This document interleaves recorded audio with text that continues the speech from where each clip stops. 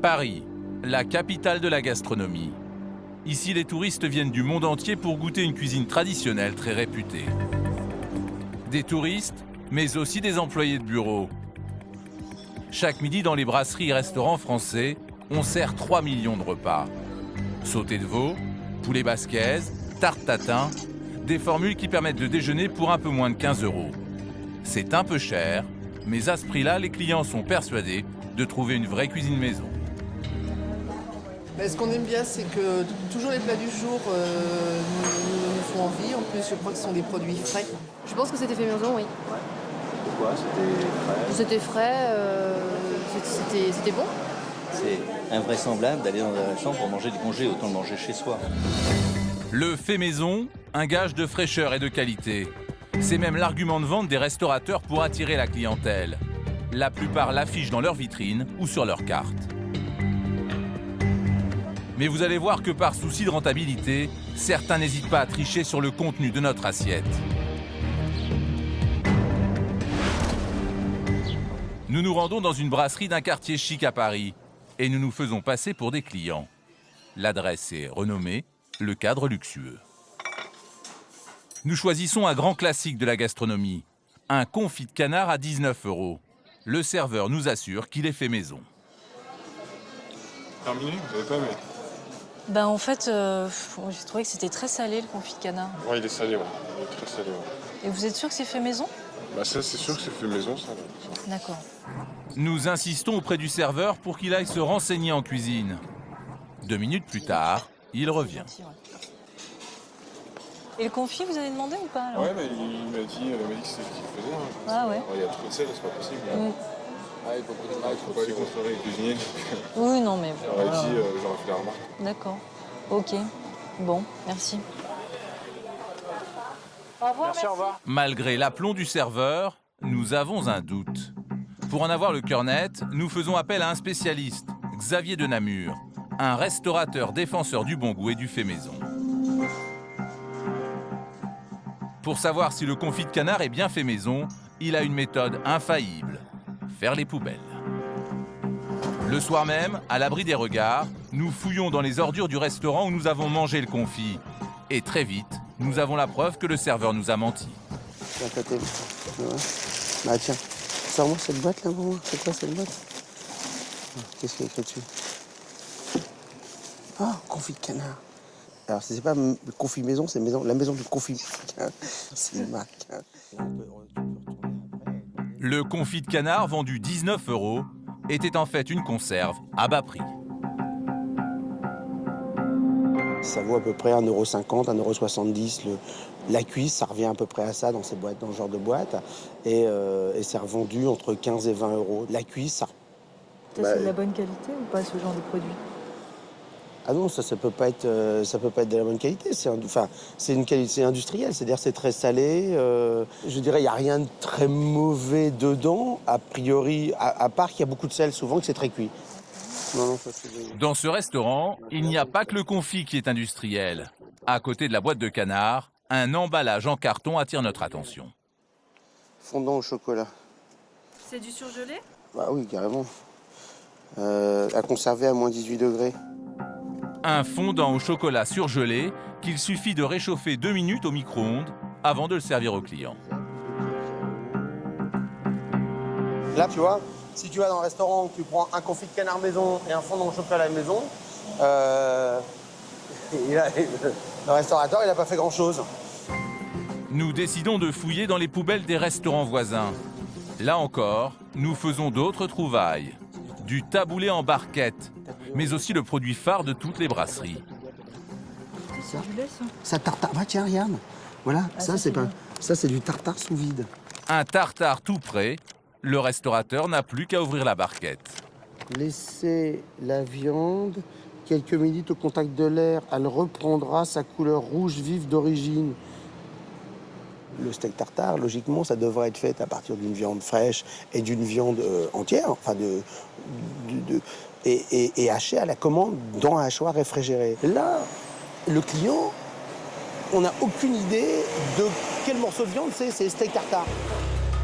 Alors combien de restaurateurs trichent sur le fait maison?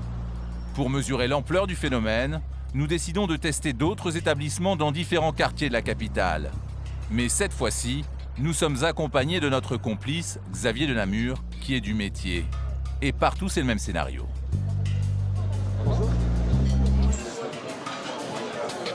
C'est pour déjeuner? Ouais, c'est possible. Dans un premier temps, tout est fait pour rassurer le client. Les mêmes, ils sont faits maison. Les mêmes, oui. Ah, ça, c'est bien. Tout est fait maison dans les entrées, à part les escargots. Bon appétit. Merci beaucoup. Xavier goûte les nems et il a un soupçon. Il décide d'interpeller le responsable. Excusez-moi.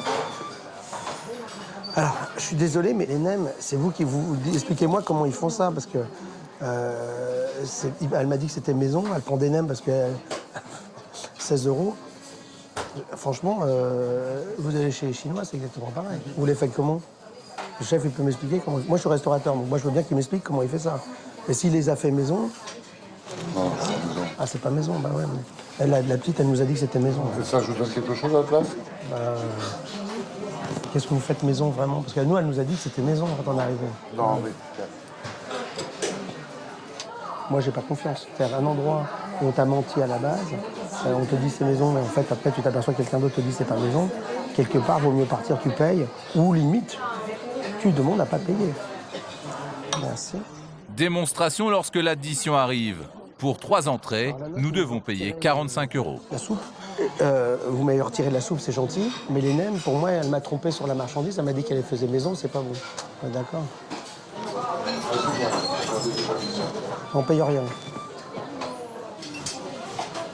Je vous remercie de ne pas nous faire payer, mais vous êtes bien d'accord que c'est pas normal. Vous les achetez où, les nems? C'est qui vous livre ça? Un fournisseur... Moi, je suis restaurateur. Un Chinois qui les fait exprès. Hein. Ouais. Vous êtes bien d'accord que c'est pas normal? Pas de problème. Au revoir. Certains restaurateurs sont mal à l'aise, d'autres assument sans complexe. Bonjour, on est 3. À l'intérieur? Ouais, c'est possible. Dans cette brasserie du 2e arrondissement, le maître d'hôtel va même se montrer très loquace. Bonjour. Alors, confit de canard maison, c'est ça? C'est vous qui le faites, le confit de canard? Non, parce que le serveur, il m'a dit que c'était vous qui le faisiez à l'entrée. Il n'y a aucun restaurant qui fait des confits de canard, on les achète faits. Ah d'accord, il n'y a plus personne qui fait les confits de canard en France, en fait. Et les lasagnes, elles sont maison, ça? Légumes, oui. Et les autres? C'est très long à faire. Quand vous avez une carte avec autant de choses, vous Ouais. ne risquez pas de la faire. Ah d'accord. Et dans les desserts?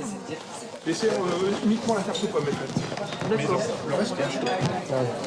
Si vous allez dans les brasseries, il y en a qui sont maison. Moi, je vous le dis, mais si je veux, je ne le dis pas. Ils sont livrés comme tout le monde. Ah d'accord. Mais là, je vois tous ces touristes, là, je vois des Indiens, des Japonais et tout. Quelle image ils ont de la France après? Vous trouvez pas qu'ils se posent des questions? Eux, en culinaire, c'est des ignares. Point. Alors, comme de l'an 40, si elle est faite maison, si vous voulez la fait maison, il faut aller dans les gastros. C'est pour ça que ça coûte si cher. Vous allez sur la place Vendôme, vous mangez des produits frais et c'est tellement cher. C'est-à-dire qu'il y a que les riches qui peuvent bien manger, en fait. À Paris, oui. Bah là, on est typique dans le mépris des clients. Parce que ce qu'on a entendu, c'est qu'à chaque fois, on vous garantit que c'est maison. En fait, quand vous creusez un peu, vous apercevez que le maison, il est fait de maison ailleurs. Il est fait dans des maisons, mais ailleurs. Alors que ce soit des petites usines, des petits artisans, des labos. Mais je crois pas qu'on ait envie, quand on est à la maison, on fait sa cuisine dans sa maison. Alors d'où viennent les produits servis au restaurant? Selon les estimations des professionnels, la moitié des restaurateurs ne font plus leur marché. Tôt le matin, ils se font livrer par de grands groupes industriels. Des sociétés qui vendent uniquement sur catalogue. Entrées, plats, desserts, on y trouve de tout, principalement surgelé. Tartare de saumon prêt à servir en 12 minutes, bœuf bourguignon et ses petits légumes, assortiment de pâtisserie pour café gourmand. Des fournisseurs qui font tout pour inciter les restaurateurs à acheter leurs produits. Et pour les professionnels, il existe des supermarchés spécialisés dans les plats préparés. Ici, les journalistes ne sont pas les bienvenus. Nous décidons de nous faire passer pour des restaurateurs débutants et filmons en caméra cachée. À l'intérieur, c'est le temple de la démesure. Les jambons sont vendus entiers et les conserves de tomates font 5 litres. Des produits de base, des produits frais, mais surtout des kilomètres de rayons de plats tout prêts surgelés ou sous vide. La plupart sont conditionnés en portions individuelles, calibrées pour une assiette de brasserie. Des tarifs très éloignés de ce que l'on paye au restaurant. C'est cuisses de canard confites à la graisse de canard congelée. 11,20 € les 6. Soit 1,85 € la cuisse de canard, revendue entre 12 et 20 €. C'est quoi? Ça, c'est du bœuf bourguignon. 2 € la portion, 250 grammes. Quant à la star des desserts, le fameux moelleux au chocolat, Ça vaut 74 centimes la pièce. acheté 74 centimes, ce dessert sera vendu entre 5 et 8 € à la carte. De quoi faire des marges énormes. Et pour nous séduire davantage, certains vendeurs ont un argument imparable. Grâce à leurs produits, on peut même faire des économies sur le personnel. Moi, à la nette, une portion. Saumon à l'oseille. C'est bien. C'est du standard. D'accord. On ouvre, on balance, on met au micro-ondes. À la limite, vous n'avez même pas besoin d'un cuisinier. Un type qui se démerde un petit peu, il est capable de vous faire ça. C'est dans un bain-marie ou au micro-ondes, il fait une jolie présentation, il l'envoie. Très tentant, d'autant plus que les clients ne s'aperçoivent de rien. Ce jeune restaurateur a bien compris le système et nous donne des conseils. Voilà, trempe les moelleux. Ah oui, on a l'impression que c'est vraiment fait maison. Franchement, dès que vous l'ouvrez, vous allez voir. Tout ça, ça peut passer. Ouais, ça peut passer pour faire du fait maison. Avec un peu de sucre et de glace par-dessus, ça passe. Ils verront rien. Ouais, ils verront rien. Surtout avec le moelleux, même le fondant au chocolat. Ah ouais. Le fondant au chocolat crème anglaise, ça passe aussi. Ouais. Et aussi les tartes citron, celle-là aussi, elle est pas mal. La tarte citron, elle a 5 €. 5 €. Ouais. Franchement, il y a un bon mélange dessus. Ouais, servi dans une assiette avec un petit coulis, on peut vendre ça 5 € quoi. Ah voilà, facile. Ah ouais, donc là. Facile, franchement, facile. Et ils verront du feu, quoi. Déjà juste avec une part, vous avez déjà récupéré votre argent. Ah ouais, on a racheté là, bah oui, elle coûte 5 €. Donc ça sert à rien de le faire nous-mêmes, quoi. Bien sûr, ça sert à rien, faut faire de temps. Sur tout le dessert, ils font tout bien maintenant au niveau des tartes et tout. Ça sert à rien de vous casser la tête à battre et casser des œufs. Alors pourquoi de telles dérives? Existe-t-il une loi qui encadre le fait maison? Pour le savoir, nous décidons d'appeler le secrétariat d'État à la consommation. Bienvenue au ministère de l'économie, des finances et de l'industrie. Et là, surprise, Bonjour. On aurait aimé avoir des précisions sur la définition légale du fait maison. Alors, Il n'y a pas de texte qui définit le fait maison. Ah, Il n'y a rien de contraignant, véritablement. Simplement, si vous voulez, dans le code conso, on est censé, quand on est un professionnel et qu'on allègue quelque chose, par exemple fait maison sur sa carte ou sur son produit, on est censé bien évidemment, d'une part, que ce soit la vérité, et deuxièmement, d'être capable de justifier. mais le fait maison en lui-même, il n'y a pas Il n'y a pas de définition spécifique du fait maison. D'accord. Il n'y a pas de texte qui vous dit le fait maison, ça veut dire ça, et tout ce qui en sortira sera invariablement puni. Non. Comment vous expliquez ça? Ah, ça, je sais pas. Franchement, pour monter très très loin. Donc il y a un vide juridique? Enfin, je voudrais pas que vous parliez du vide juridique, enfin, c'est votre droit, mais tout ce qui n'est pas interdit est autorisé. Merci. Je vous en prie, bonne journée. un projet de loi est en cours, mais pour l'heure, il n'existe aucune réglementation sur le fait maison. Certains en profitent pour faire illusion auprès des clients. Et vous allez voir que c'est très simple. Patricia Alexandre est critique gastronomique pour un célèbre guide. Depuis des années, elle milite pour un meilleur encadrement du secteur. Bonjour chef. Bonjour. Ce matin, elle nous donne rendez-vous dans un restaurant de la capitale pour nous convier à une démonstration. Avec le chef cuisinier, elle veut nous montrer comment fabriquer du faux fait maison. Patricia a acheté des moelleux au chocolat surgelés chez un grossiste et demande au chef de les préparer. C'est des moelleux au chocolat. Des moelleux au chocolat qui sont pré-cuits. Ils sont cuits. Ah, ils sont déjà cuits. Ils sont déjà cuits. Cuits surgelés. Donc, mode d'emploi, je fais le four au micro-ondes, 30-45 secondes. Voilà, il faut les mettre au micro-ondes. voilà, donc il faut un micro-ondes 35 déjà. secondes. Donc c'est là où on peut dire que dans certains restaurants, le micro-ondes, c'est presque des séries de micro-ondes, des batteries de micro-ondes qu'il leur faut. Ils n'ont même pas besoin de four. 5 secondes. 5 secondes. C'est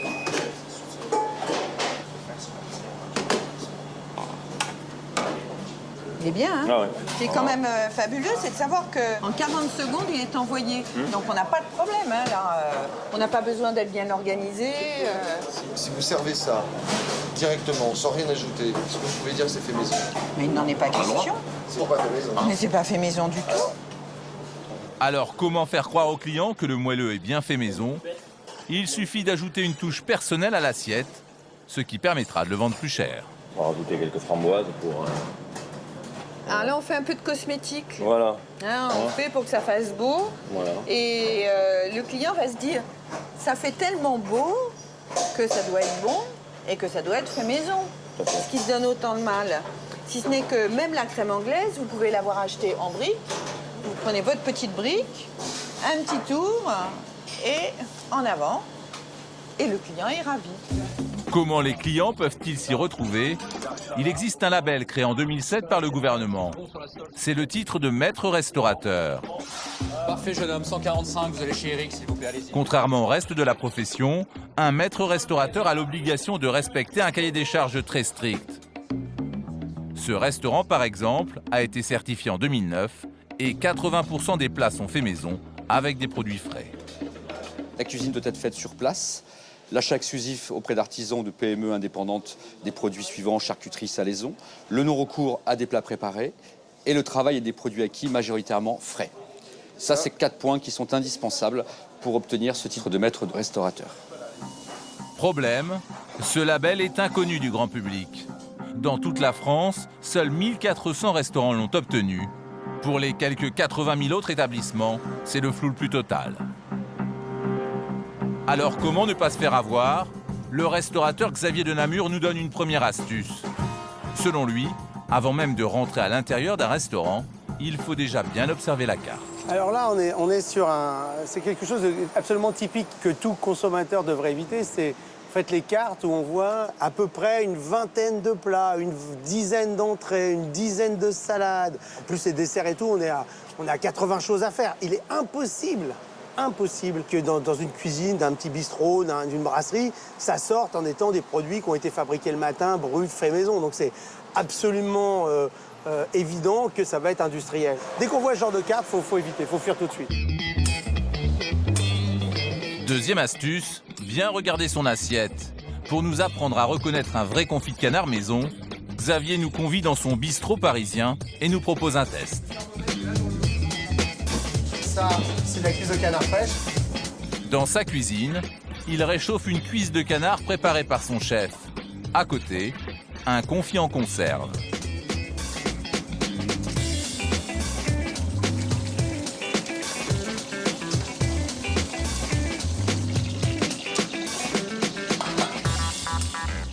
Ensuite, il les sert avec la même garniture.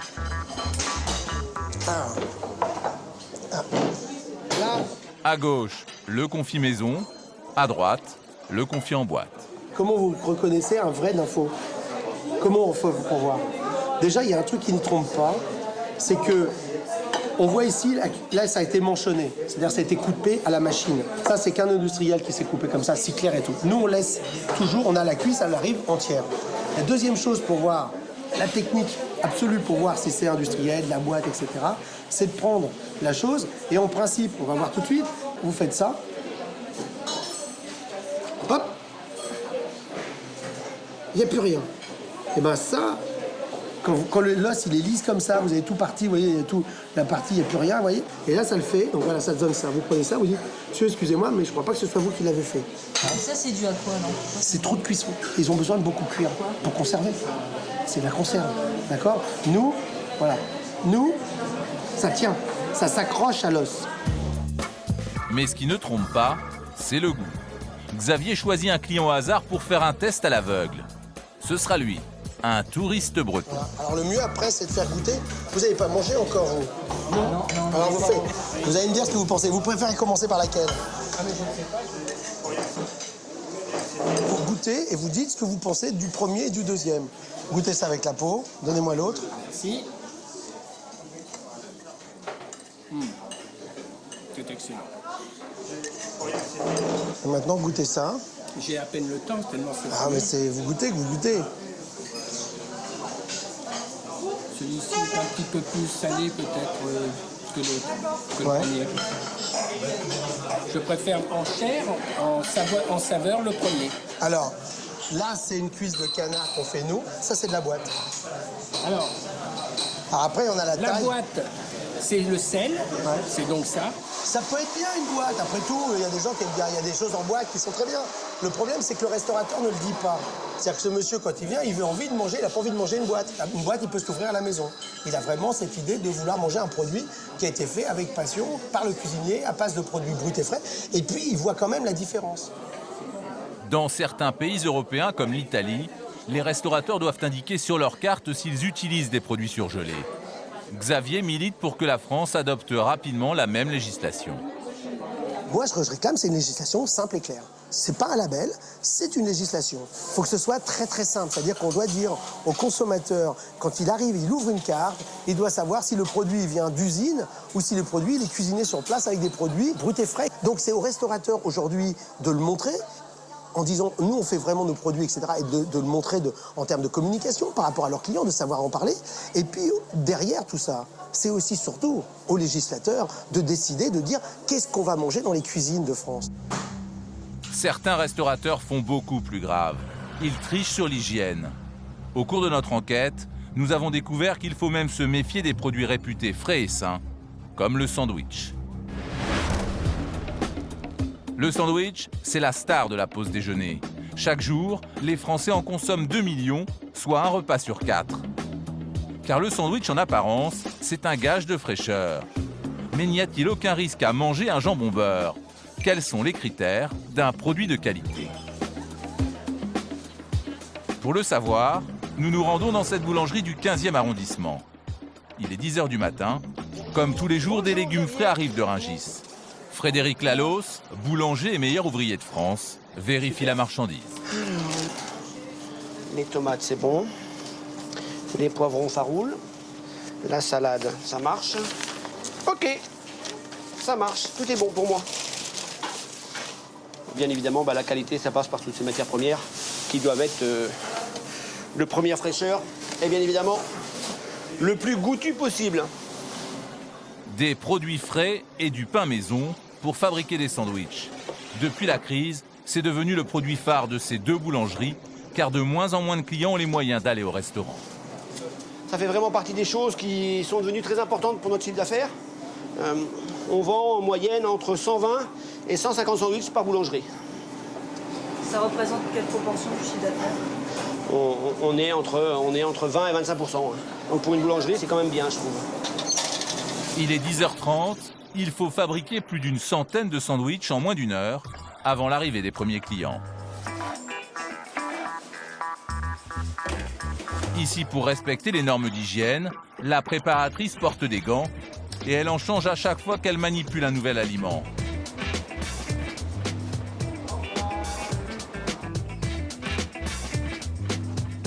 Quant à la durée de vie d'un sandwich, dans cette boulangerie, elle ne dépasse pas une journée. Le soir, tout est jeté, ça c'est bien évidemment. La question ne se pose même pas. Parce que alors là, il est hors de question de repasser un sandwich de la veille. On ne fait pas sur le pain, on ne le fait sur rien du tout. On ne repasse rien du tout de la veille. On va certainement pas le faire sur le sandwich, qui est presque un produit plus sensible que les autres. Parce que malgré tout, il y a de la mayonnaise, donc faut pas faire n'importe quoi non plus. On y va, les gens arrivent là. Tenez Fatna, c'est pour vous ça. Merci. Ici, les tarifs varient entre 2,60 € le jambon beurre et 4,30 € le poulet crudité. C'est plus cher que la moyenne nationale, mais le boulanger met en avant son savoir-faire. Sur un sandwich, Frédéric Lalos réalise 30% de marge nette.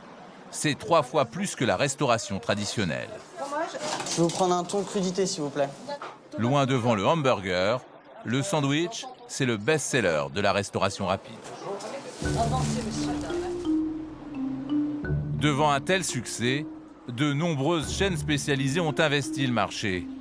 De grandes enseignes censées répondre à toutes les normes de sécurité alimentaire. Pourtant, nous avons découvert que dans certains magasins, les règles de base ne sont pas respectées. Pire, certains employés se livreraient à des pratiques dangereuses. Cette chaîne est l'un des leaders du marché. Avec ses boutiques à la décoration soignée, elle vise une clientèle urbaine et aisée.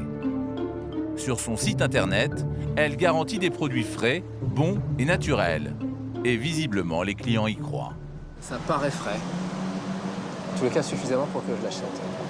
L'endroit a l'air parfait. Franchement, j'ai jamais eu le moindre problème avec ma nourriture ici, en fait. C'est top bon. Moi, je trouve ça très très bon.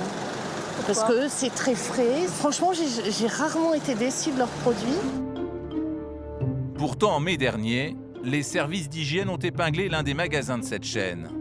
Ils ont adressé un avertissement à cet établissement après avoir constaté plusieurs manquements à la réglementation. Traçabilité des produits d'origine animale, non conforme.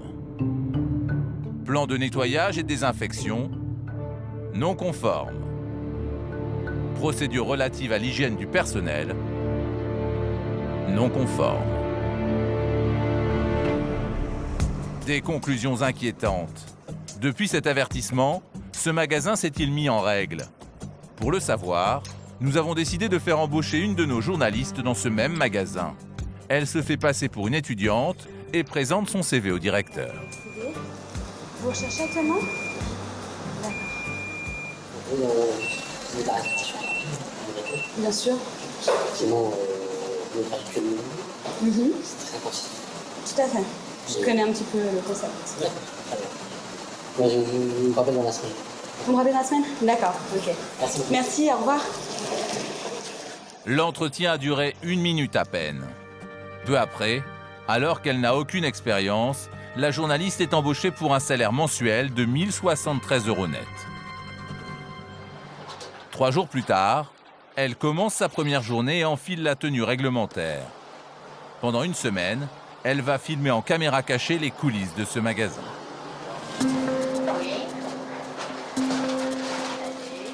Bonjour. Bonjour. Une nouvelle recrue. Enchanté. Enchantée. Merci.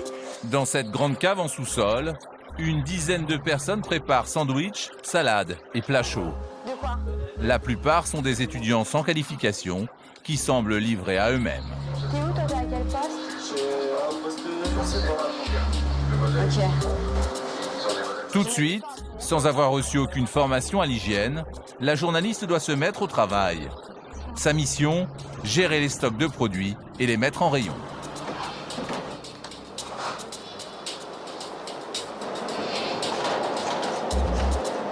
L'avertissement des services de contrôle a-t-il été suivi des faits? Visiblement non. J'en prends un de chaque, non? Dès le premier jour, notre journaliste constate que certaines règles d'hygiène ne sont pas respectées. Les employés touchent les aliments sans se laver les mains et sans gants. Mais c'est encore congelé, hein. Je les mets quand même sur l'assiette. Dans la cuisine, la poubelle est placée juste à côté de la réserve de pain pour préparer les sandwichs. On les litre. Il est quelle heure, là? Par terre, une caisse de saumon est posée à même le sol. Un sol très sale que seul notre journaliste prend l'initiative de nettoyer.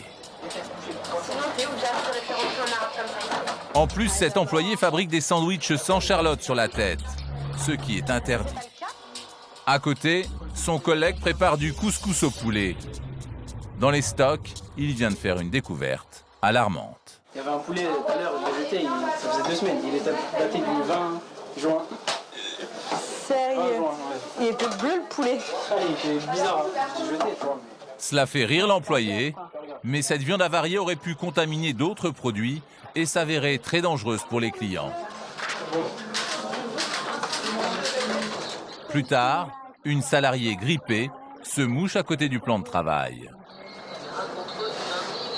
T'es un bon rhume, hein, dites donc. Juste après, elle n'hésite pas à mettre ses doigts à l'intérieur des sandwichs pour les identifier. Bon. C'est bien, moi je suis pleine de microbes, je suis obligée de voir avec un bleu, tu vois, pour voir. Ouais. C'est dégueulasse, quoi. Alors, négligence ou manque de formation? Nous avons rencontré un ancien directeur adjoint de ce magasin. Il y a travaillé pendant 3 ans avant de démissionner en juin dernier, écœuré par les pratiques de cette chaîne de restauration. Moi, en tant que manager, j'ai jamais suivi une formation d'hygiène au sein de cette enseigne. Jamais. Il n'y avait aucune procédure Et là encore, ce n'était pas de notre fait, on n'a eu aucune formation, aucune procédure sur la traçabilité des produits d'origine animale. C'est-à-dire que la loi stipule qu'on doit, si on a un contrôle, pouvoir justifier de la traçabilité de la viande qu'on a mis dans telle salade, telle date. Et tout ça, c'était pas fait, en fait. Absence de formation du personnel, mais il y a pire. Dans les jours qui suivent, notre journaliste infiltrée est chargée de mettre en rayon les sandwichs et les plats préparés en cuisine. Et elle va faire une découverte inquiétante. Elle remarque que certains produits n'ont pas d'étiquette indiquant leur date limite de consommation. Aussitôt, elle en informe sa supérieure. Ah, lui, là, il n'y a pas d'étiquette. Ah, vas-y, s'il te plaît, ça fait 10 000 boîtes que tu dates pas, fais attention. Non, là, je te jure, il n'y a aucune date. Non, en dessous, il n'y a rien, je te dis. Ça fait plusieurs, là. La journaliste décide de demander au directeur ce qu'elle doit faire des produits non datés. Pareil, j'ai des boîtes et de la salade et des plats chauds où il n'y a pas d'étiquette, je fais quoi? Tu les mélanges avec des étiquetés, il y en a, mais là, il y en a... Je les réétiquette à quel jour? C'est quoi comme ça? Il y a des salades.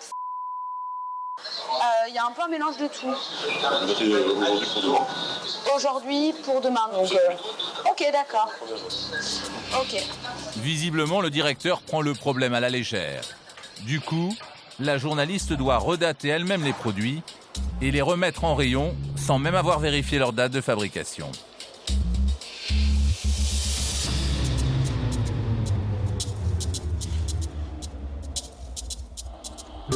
Dominique Voisin est spécialiste de l'hygiène et forme les restaurateurs à la réglementation en vigueur. Selon lui, cette pratique est strictement interdite. Alors un grand principe, du moment qu'il n'y a pas d'étiquette, on doit jeter.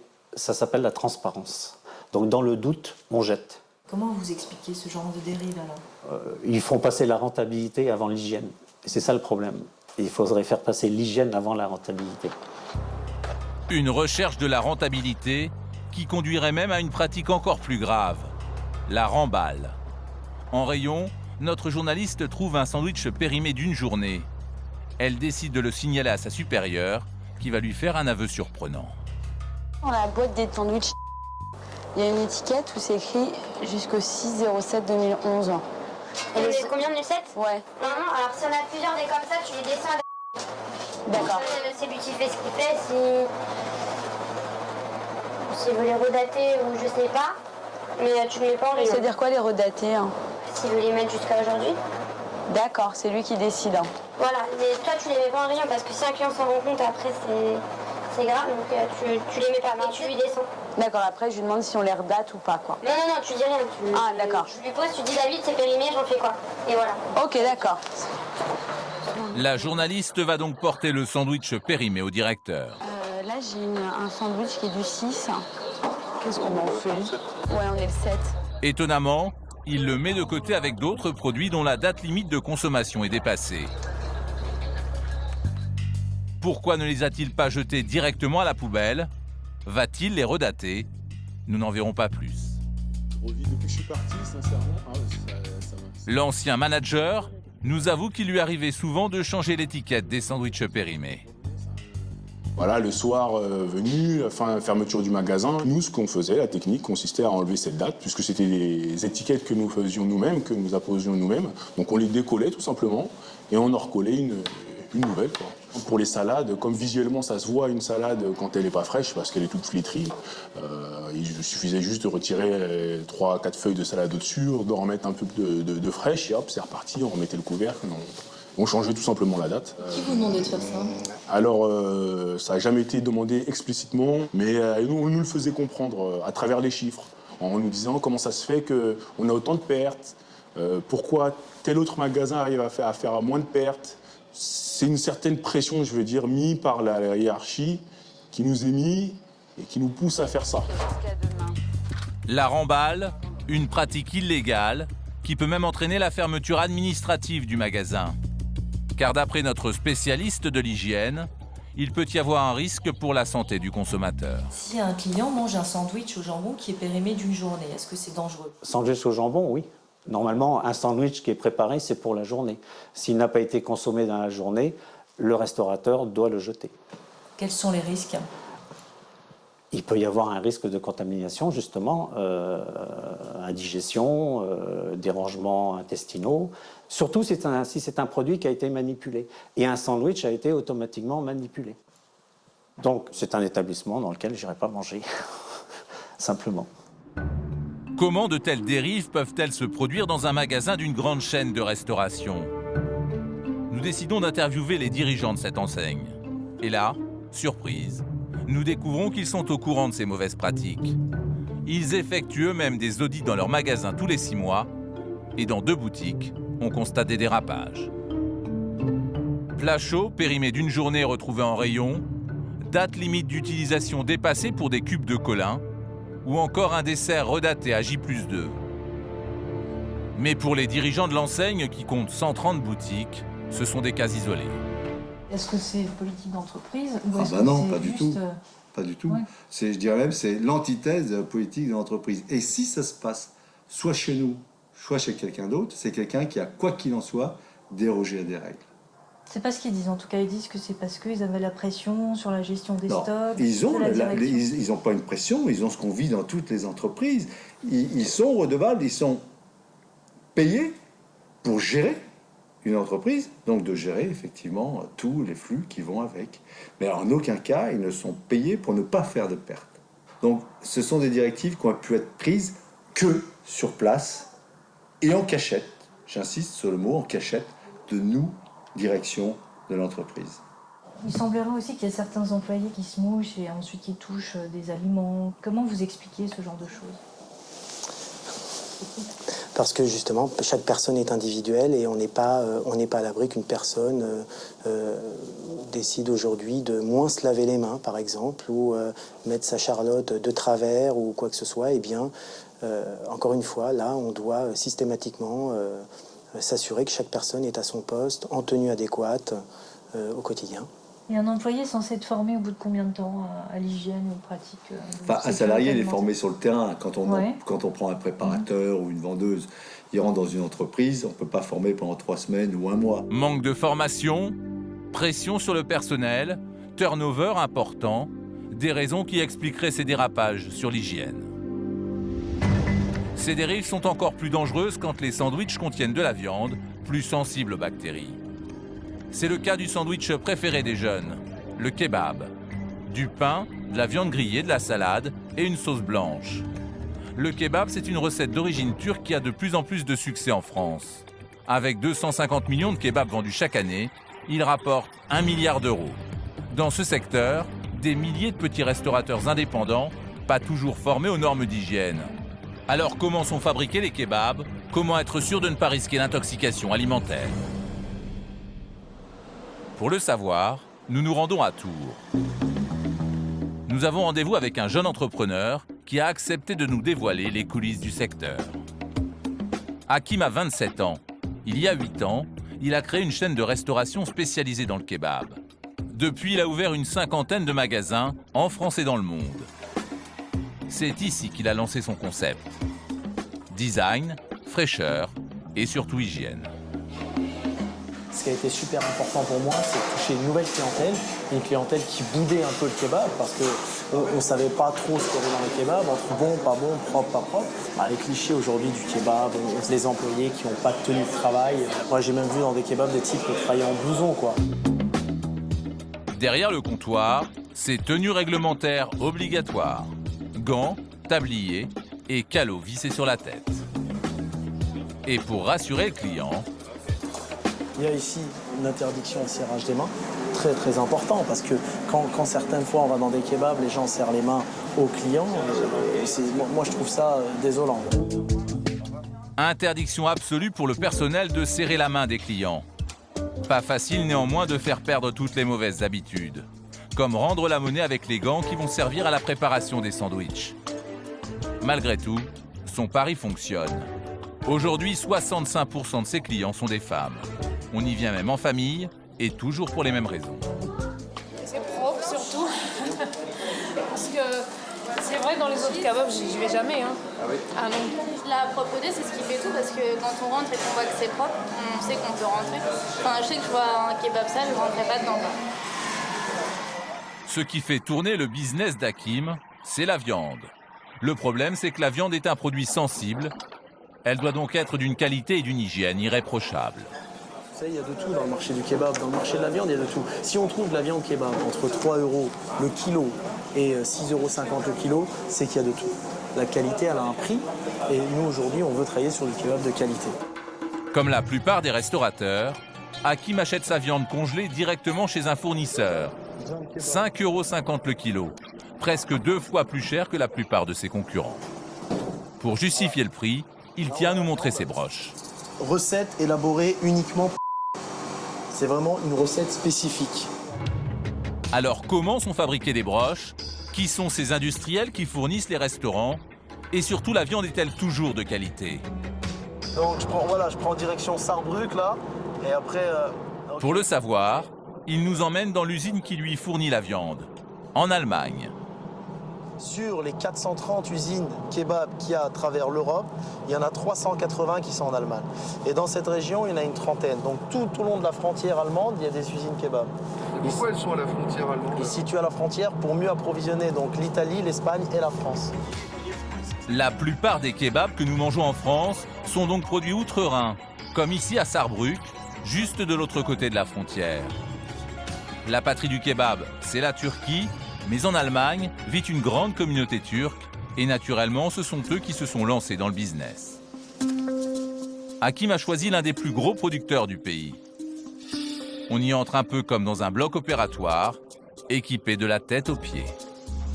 Ici, on ne plaisante pas avec les règles d'hygiène, brossage des pieds et désinfection des mains obligatoire.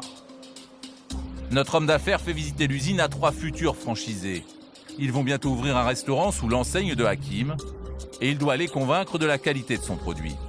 Et ça commence par l'origine de la viande.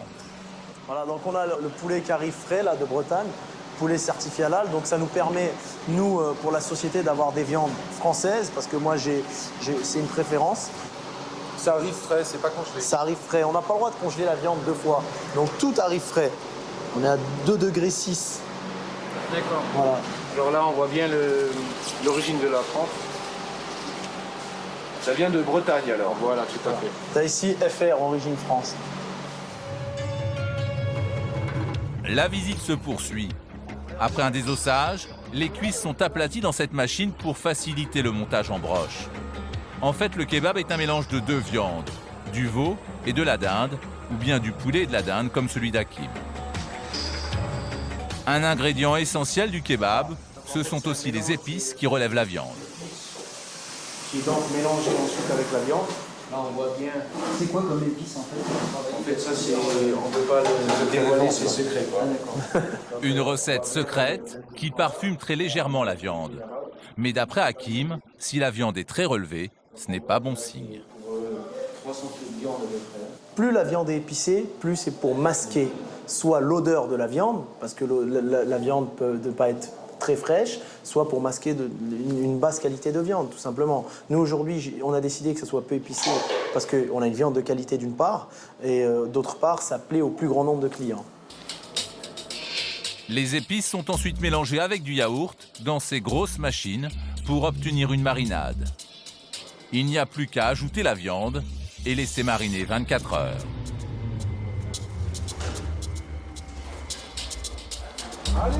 La viande, la voici. Elle est maintenant prête à être montée en broche. Dans cette usine, on produit 40 tonnes de kebab par jour, revendus partout en Europe. Derrière ce mastodonte, un homme d'origine turque, il a fait du kebab une affaire très rentable. Il réalise 15 millions d'euros de chiffre d'affaires par an. Au départ, je ne pensais pas que ça marcherait aussi bien en Europe, car c'est un produit turc. C'est même le plus consommé en Turquie. Vous êtes tombé sur une mine d'or? Oui, c'est un peu ça. Dans cette immense salle d'assemblage, chaque ouvrier peut monter une broche en 10 minutes à peine. Ça, c'est le poulet et ça, c'est la dinde. Voilà. Et là, ils alternent en fait un coup dinde, un coup poulet. Voilà, voilà, regardez c'est comment monté, ça se là, passe. c'est. Regardez comment ça se passe. Ils alternent, ils alternent, donc ils savent exactement à peu près à quel poids ils vont être. Ça, c'est des broches de combien, là, 20 kilos? Ça va être des broches de, je pense, ouais, 20 kilos, là. 20-30 kilos. C'est 20 kilos, ça? Vous attendiez à ça ou pas? Non, pour ces petits, je pensais que c'était plus industriel. Plus une chaîne. Vous voyez ça? Il y avait des machines en fait qui goûtaient. Et c'est vrai que quand on nous parle de quantité aussi importante, on ne pense pas que ce soit des gens derrière qui font eux-mêmes. Oui, manuel. Le problème, c'est que plus il y a de manipulation, plus les risques de contamination sont grands. Alors une fois emballées dans du film plastique, les broches vont subir un traitement de choc pour éviter la prolifération des bactéries. Ça se passe dans ces énormes congélateurs. Donc là, après l'élaboration du produit, elle est stockée à moins 40 degrés. C'est là que vous les bloquez en fait. Voilà, elles sont choquées quoi. D'accord. Donc elles sont sorties uniquement quand il y a une température de moins 18 à cœur. Mais même à moins 40 degrés, quelques bactéries peuvent résister. C'est pour cette raison que tout au long de la chaîne, les règles d'hygiène doivent être scrupuleusement respectées. Il faut qu'on soit vraiment à cheval sur l'hygiène. Pas le droit à l'erreur. Non, on n'a pas le droit à l'erreur. Mais vous allez voir que tous les fabricants de broches ne sont pas aussi rigoureux sur l'hygiène. Avant de se fournir ici, Hakim en a visité des dizaines à travers toute l'Allemagne. Et son constat est alarmant. Selon lui, la majorité des fabricants ne respecteraient pas les règles élémentaires d'hygiène. C'est justement ce qu'il tient à nous montrer à une vingtaine de kilomètres de là. On va essayer de rentrer discrètement visiter d'autres usines et vous allez voir que c'est surprenant, quoi. Il y a vraiment de tout et n'importe quoi. Il y en a qui font bien leur travail, parce qu'ils aiment ce qu'ils font tout simplement, mais il y en a qui sont là que pour le profit. Et là est tout le problème. En voici une. On voit déjà que c'est pas pareil. En périphérie du centre-ville de Saarbrück, nous décidons de nous y arrêter. Équipés d'une caméra cachée, nous nous faisons passer pour des restaurateurs. Salam alaikum. Ça va? Bonjour. Parlez français un peu, hein?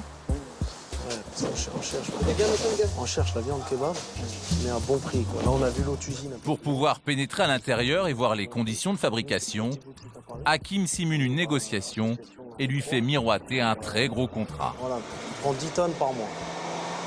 10 tonnes par mois. Le stratagème semble fonctionner. Il accepte de nous faire visiter ses installations.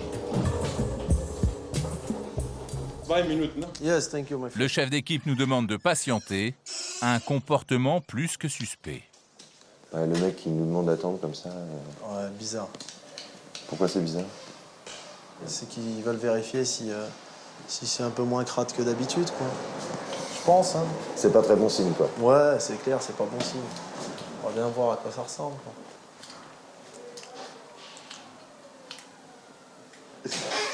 Deux minutes plus tard, on est invité à entrer. Ah, fabrication en bas. Oh, on passe bien. D'accord, yes. Cela se passe en sous-sol. Ça tue la merde. Ça sent fort, hein. Ah ouais. L'odeur est insoutenable. Ah, ça sent les égouts, là. Ça sent les égouts. Ok, salut. C'est dans cette pièce d'à peine 20 mètres carrés et sans aucune aération que les ouvriers confectionnent les broches de kebab. Apparemment, il n'y a pas assez de gants et de charlotte pour tout le monde. Et ici, pas de masque sur les visages, pourtant obligatoire.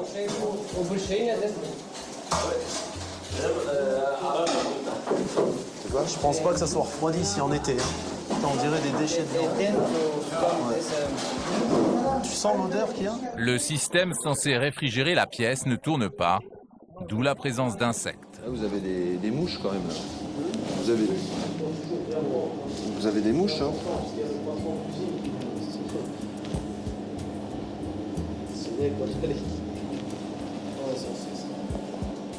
Where origin? France?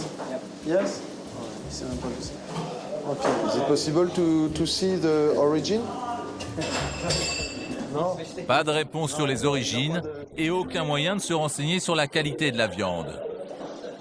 Une chose attire notre attention, les poubelles extérieures trônent au milieu de l'atelier de confection.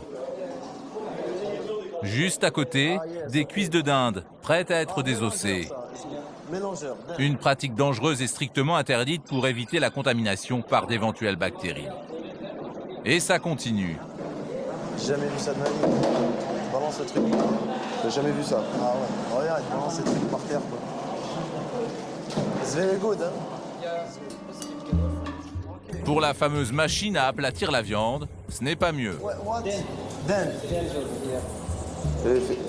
Ça, c'est des bouts de viande bloqués, là. Ça, c'est... C'est la poubelle, ça? C'est la poubelle qui est accrochée sur la machine? Ouais. D'accord. Pour aplatir? Ah, ok. Ah, c'est good. Alors, il vient de fumer sa clope, il touche la de viande. Voici. Ouais. Le problème, c'est que tu as cette porte qui reste ouverte. Ah, la porte, elle ferme pas? La porte du congélateur, censée stabiliser la viande et éviter les bactéries, est cassée. Ça, c'est la chambre à moins 40 degrés, là. Mais les responsables veulent nous montrer qu'elle ferme bien. Démonstration. Ah ouais, ça ferme, mais c'est compliqué. C'est ferme, mais c'est obligé de fermer. Quant au nettoyage, il est plutôt approximatif. On avait le joint. Là, c'est bouché, là. C'est la viande, elle bouche les... C'est bouché. Ouais, ça c'est sale aussi. On peut pas.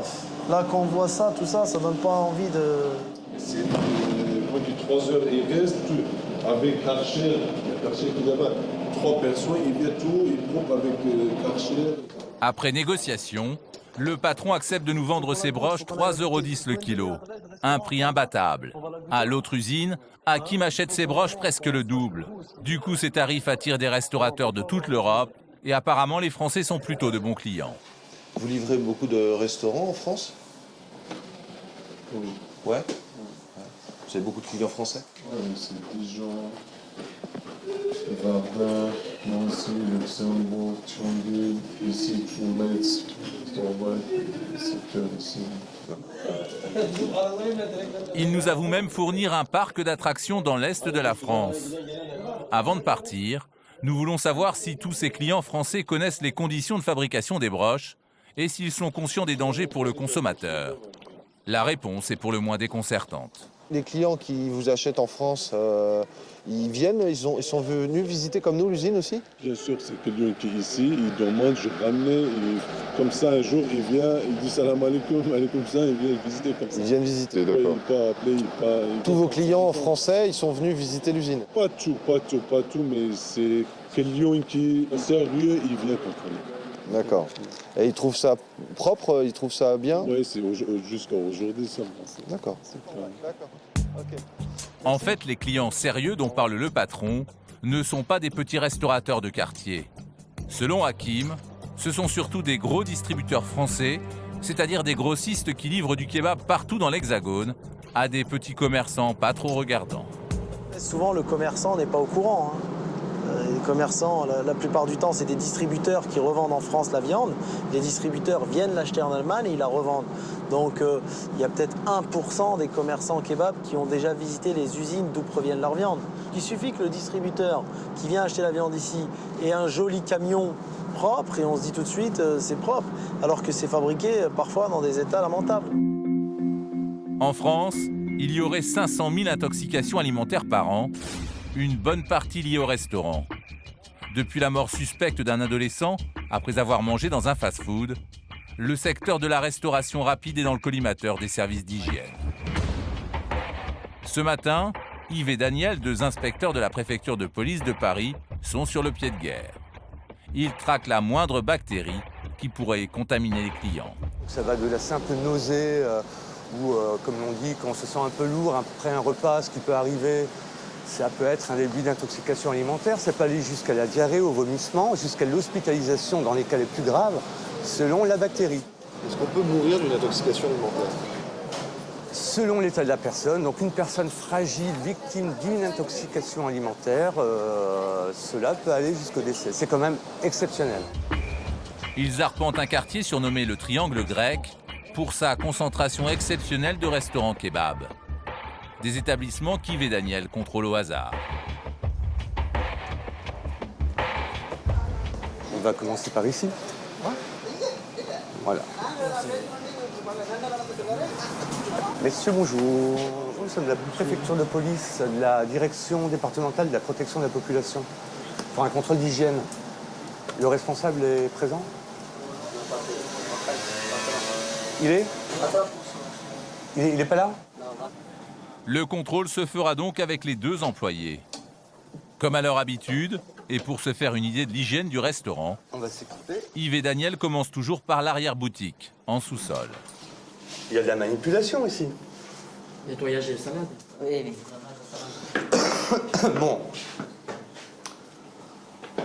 Bon, ça va pas ici. Hein. Bon, d'abord, vous sentez l'humidité, hein, vous sentez ça sent renfermé. Alors, vous avez une poubelle de voirie. Oui, mais c'est une poubelle de voirie. Pareil, c'est strictement interdit dans toutes les zones de manipulation. Alors là, vous manipulez de la salade. Pour vous, c'est peut-être pas un produit dangereux, mais c'est un produit qui va rentrer dans la composition d'autres produits. Vous voyez, les sandwichs kebab, etc., etc. Vous avez beau la laver, regardez l'état des locaux. Hein. Bon, carrelage, regardez ici. Hein. Ça pète. Ça le pète. Vous regardez. Bon, ça tombe. Ça peut tomber là-dedans. Hein. La planche est dégueulasse. Il y a vraiment. Bon, la légumerie, ça va pas. Hein. Vous ne faites que la salade ici? Seulement salade. Seulement salade. Vous avez l'étoile d'araignée, vous avez le tapis, vous avez.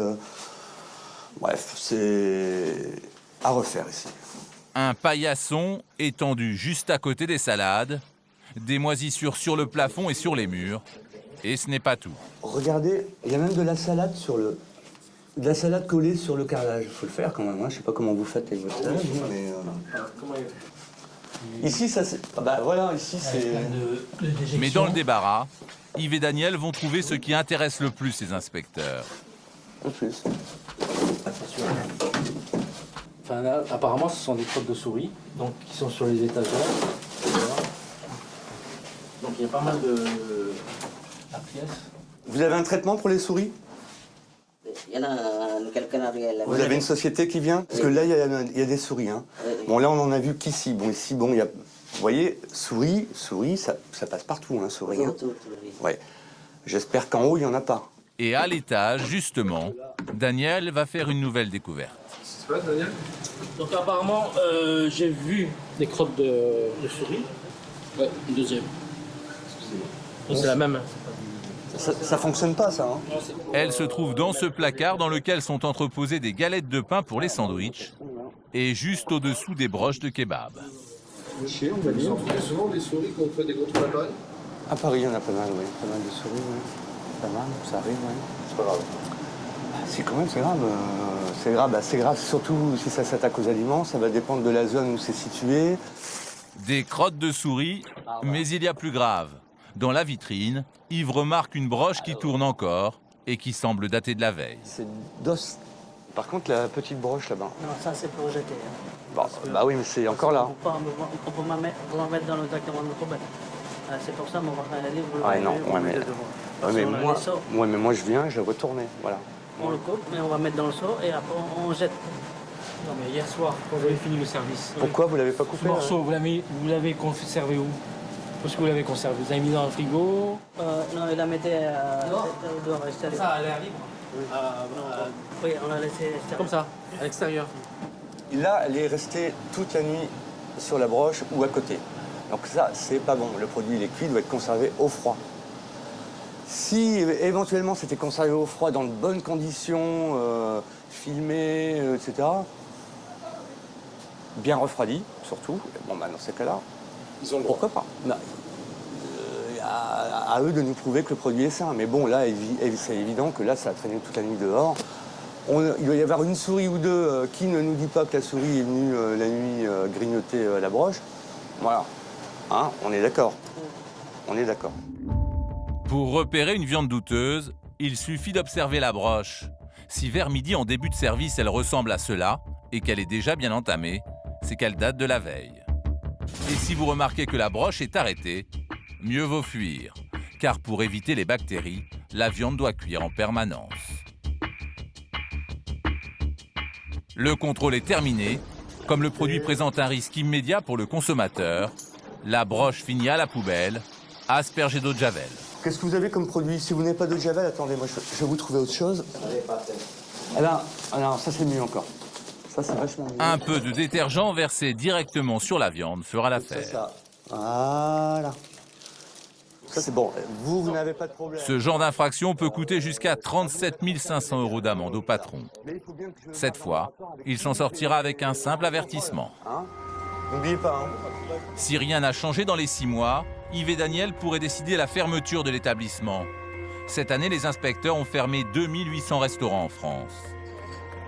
S'il y a de plus en plus de dangers, c'est parce que la petite restauration attire de plus en plus d'amateurs, prêts à faire un maximum de marge. Et le jackpot dans cette course au profit, c'est la pizza. Armentières, une petite commune du nord de la France. Bienvenue chez les Ch'tis dans la ville natale de Danny Boone. Dans cette région, la spécialité c'est le cornet de frites. Mais un produit venu du sud de l'Europe est en train de conquérir la ville. Tous les soirs, des centaines de clients se font livrer des pizzas.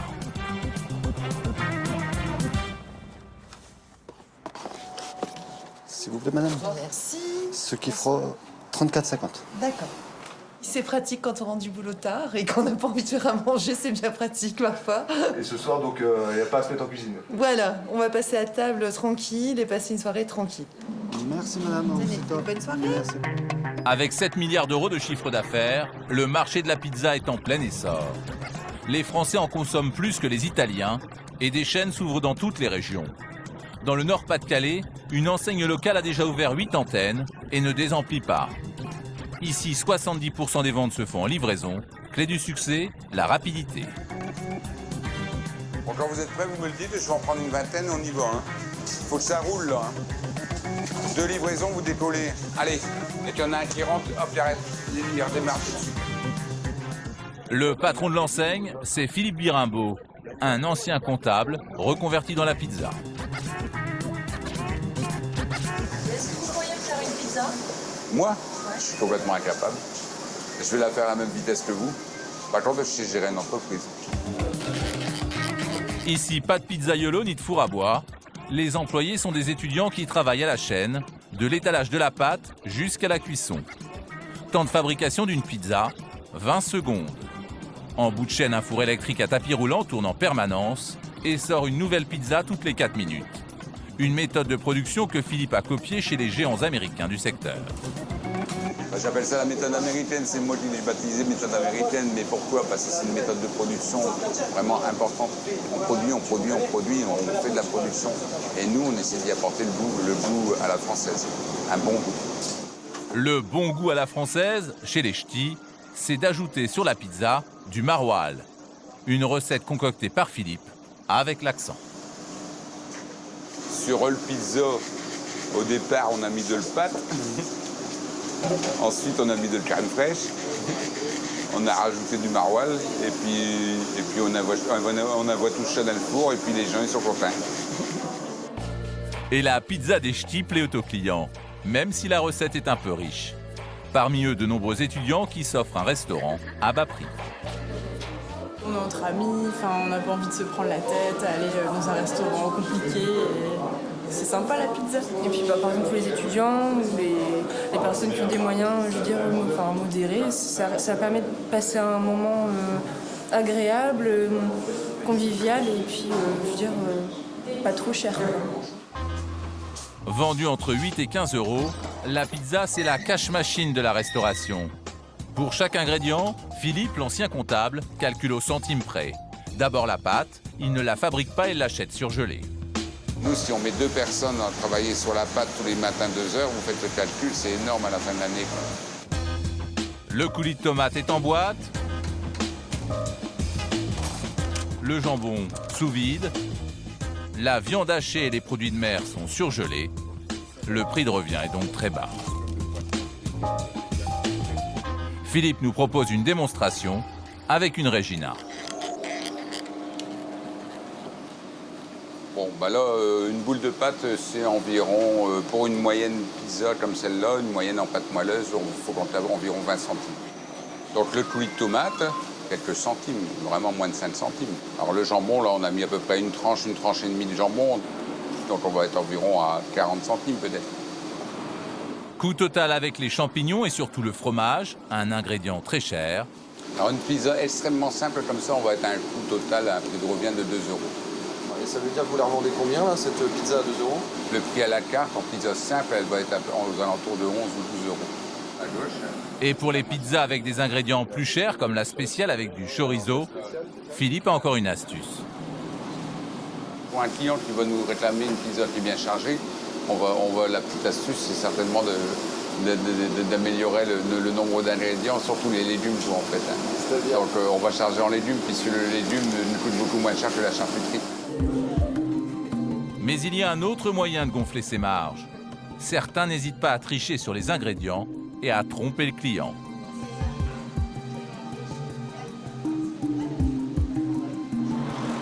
Ce matin, Philippe a rendez-vous avec un fournisseur pour négocier ses achats de fromage. D'habitude, Philippe utilise de la mozzarella. Vous avez combien de types de fromage là? Bon, on va regarder ça. Au niveau du fromage à pizza. Ouais.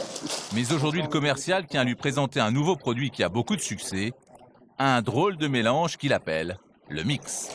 Donc le mix, aujourd'hui, c'est quoi? C'est un 50% mozzarella mixé avec un deuxième produit qui est de la protéine de lait. C'est un mélange d'eau, d'huile d'olive, huile végétale, de palme. Et c'est un produit vraiment d'entrée de gamme. Attendez, vous me dites de la protéine de lait. On est d'accord.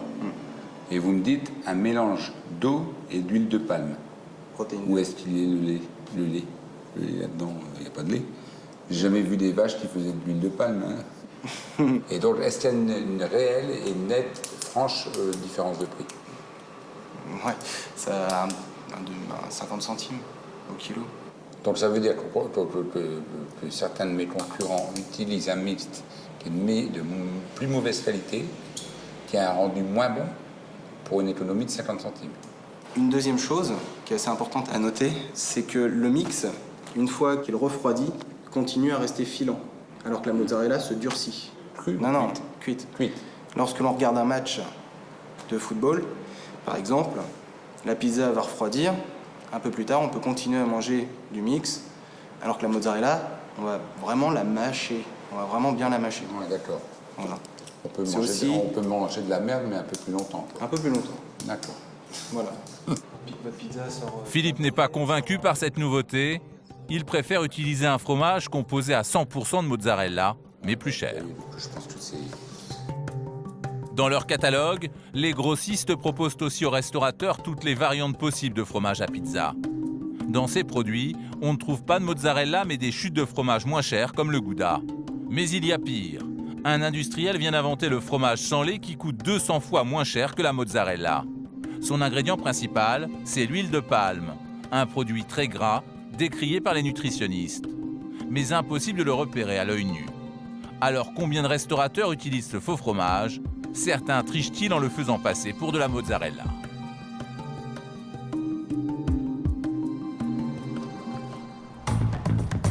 Pour le savoir, nous faisons un test. Nous achetons plusieurs pizzas au hasard. Une surgelée à bas prix, une autre dans une pizzeria indépendante, une pizza livrée par une grande chaîne américaine, enfin une Regina dans un fast-food. Ici, on nous assure qu'il s'agit bien de mozzarella. C'est quoi comme fromage? Ça, c'est du mozzarella, mademoiselle. Fromage mozzarella, spécialité pizza.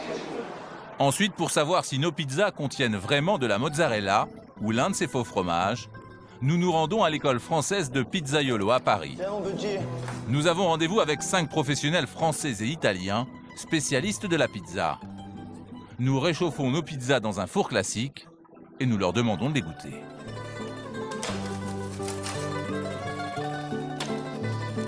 Nous commençons par la première, la pizza surgelée. La composition est écrite sur la boîte, mais pour nous assurer que nos experts sont fiables, nous leur proposons un test à l'aveugle.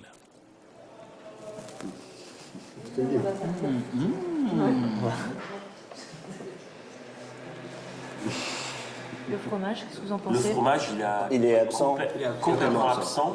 Je pense que là, sur le fromage, on a juste la texture du fromage.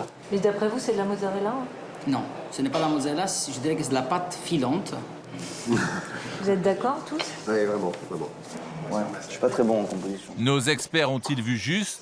Il suffit de lire l'étiquette. Fromage. Edam, 6,5%. Emmental, 6,5%. Protéines de lait, sucre, sel, colorant E, 160A. Ce n'est pas de la mozzarella, ça se connaît. On ne fait pas avec ce genre de fromage une pizza. Voilà, point. C'est à la base, le strict minimum, c'est que sur une pizza classique, bolognaise en l'occurrence, c'est une pizza classique, on met de la mozzarella. On ne met pas de l'emmental ou du gouda ou de l'edam. On ne met pas ça. Deuxième test avec la pizza achetée dans le fast-food, où on nous avait assuré qu'il s'agissait bien de mozzarella. Alors, je ne sais pas pourquoi, mais il ne m'inspire pas du tout. C'est pas du fromage en tout cas, c'est pas de la mozzarella en tout cas. Ça, on le reconnaît tout de suite. Ça y est, sûr. Vous reconnaissez? Là, les pois. Ça gratiné. Ça gratiné. Parce qu'une mozzarella ne gratine pas de cette façon-là. C'est quoi alors comme fromage d'après vous? C'est du fromage reconstitué, si vous préférez. Peut-être même du fromage végétal. Quand on voit la quantité de fromage qu'il y a, parce qu'il y en a énormément, c'est obligatoirement du fromage premier prix. Et très très gras, hein, vous vous imaginez pas, hein, ça reluit. Cette personne qui a fait cette pizza vous a dit que c'était de la mozzarella? Non. Impossible. Non, c'est impossible. C'est pas un mélange. Il ose la goûter. C'est pas un mélange. Très très grasse. Très très grasse. Super grasse. Mais même juste quand elle est arrivée, c'était... Elle est très très grasse. En fait, Est-ce que le fromage a du goût? Non, pas du tout. Il n'y a rien qui a du goût. Les farines presque. C'est juste à l'œil qu'on peut considérer que c'est une pizza. Troisième test avec la pizza livrée par une grande chaîne américaine. Ah ben ça aussi, ça on est sur le même fromage que tout à l'heure, hein, à peu près, hein, puisqu'on a le même résultat. Ouais, là moi je sens le gras d'ici. Ouais. Ça c'est grave. C'est grave, hein. Qui a dû rendre. Non. Bon, alors ça, certainement pas. En tout cas, beaucoup de gras. Hein. C'est jaune. Qui n'a pas tué la cuisson non plus et qui a dû rendre énormément. Effectivement, Jean-Édouard a raison, je voudrais pas voir l'état de la boîte. Allez, on va ouvrir la boîte donc. Et voilà la boîte, c'est bien ce que Encore du faux fromage. Ouais. Non, c'est du gras. Ça, c'est du gras. Ça a traversé. Je peux vous dire qu'avec les volumes qui passent, pour moi, c'est scandaleux de retrouver des produits de si mauvaise qualité sur une pizza. Parce qu'avec la force d'achat qu'ils ont, malgré tout, ils pourraient avoir des produits de bonne qualité, pas très très chers. Résultat de notre test, 3 pizzas sur 4 contiennent du fromage de synthèse et sont recalées par nos experts. Une seule pizza, celle de la pizzeria indépendante, trouve grâce à leurs yeux. Je dirais qu'elle n'est pas mauvaise, celle-là, mis à part le fait qu'elle n'est pas très cuite. Mais c'est de loin la meilleure qu'on ait goûtée, alors là, c'est clair. Et effectivement. Pas mal, pas mal. Enfin une bonne surprise. En France, il y a 80 000 restaurants. Mais visiblement, quel que soit le produit vendu, pas facile pour le consommateur de connaître vraiment les dessous de l'assiette.